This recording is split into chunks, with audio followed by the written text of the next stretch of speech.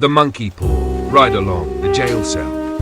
The juggler sat cross-legged on the cold, damp floor of the jail cell, his pale face painted in its eerie black and white clown makeup. The faint flicker of moonlight revealed his chest heaving in a slow, rhythmic motion. This was Juggalo breathing, an arcane ritual known only to the followers of his bizarre ICP religion. The ritual promised clarity, focus, and most importantly, the ability to keep one's mind sharp in the bleakest moments. From the shadows, Mad Mike snorted derisively. He leaned against the wall, his mischievous grin faintly visible as he pulled another cheese stick from a crumpled paper bag of questionable origin. "Don't mind him," Mad Mike muttered to Jugs, who lounged on a crate, licking his 3 mangled paws and sipping from a bottle of what smelled like cheap bourbon. "He's just getting in the zone." "Zone or not," Jugs rasped, scratching at the scar above his missing eye. "We need a plan. And not one of those hide-in-a-raccoon plans, Mike." Mike chuckled, taking a slow, deliberate bite of cheese. "Don't worry, Jugs. By the time this is over, Alavis and his bleach baths won't know what hit him."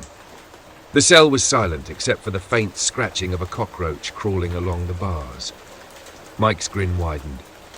Flashback, 9 years ago. It was a bright, clear morning.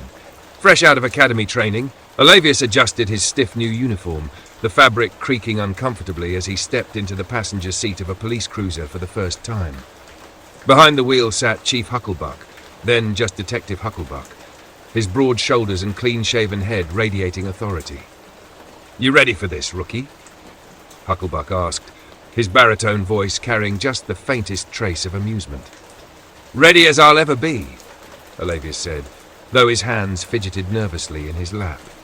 Their first stop was routine, a petty thief snatching wallets in a crowded marketplace. Hucklebuck handled it with effortless confidence, his imposing presence reducing the man to stammering apologies. Alavius trailed behind, his admiration for Hucklebuck growing with every decisive move. "Stick close, kid," Hucklebuck said with a wink. "You might learn something." The day continued with a blur of minor arrests, shoplifters, brawlers, and one particularly persistent mime. But as the shift wore on, Hucklebuck noticed Alavius slowing down. "Hungry?" Hucklebuck asked as they slid back into the cruiser. "I could eat," Alavius admitted. They pulled into a small, unassuming strip mall, and Hucklebuck pointed to a neon sign that read Mark Pies, best orange chicken in the city. Inside, as Alavius took his first bite, the world seemed to shift. The crisp chicken, the tangy sauce, it was perfection.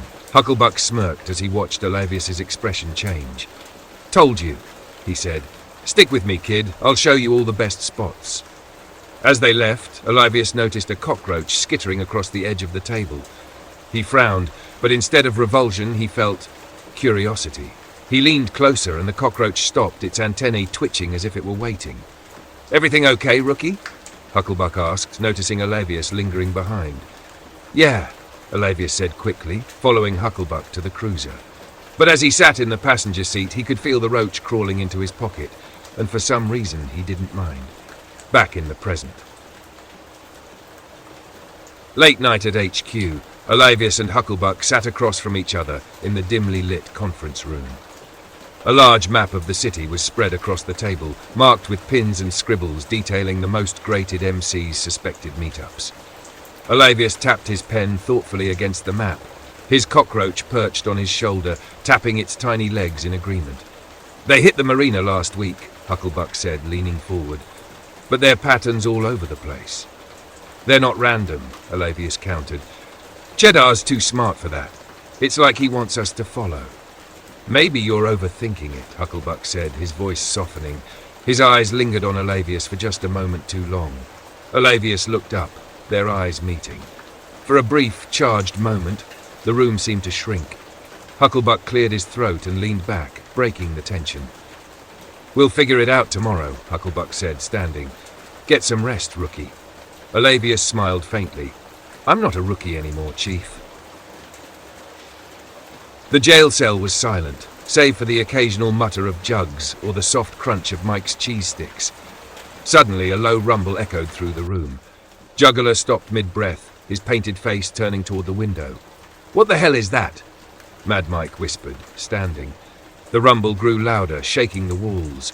Then came the unmistakable sultry croon of Keith's sweat, the bass line of Twisted rattling the cell bars.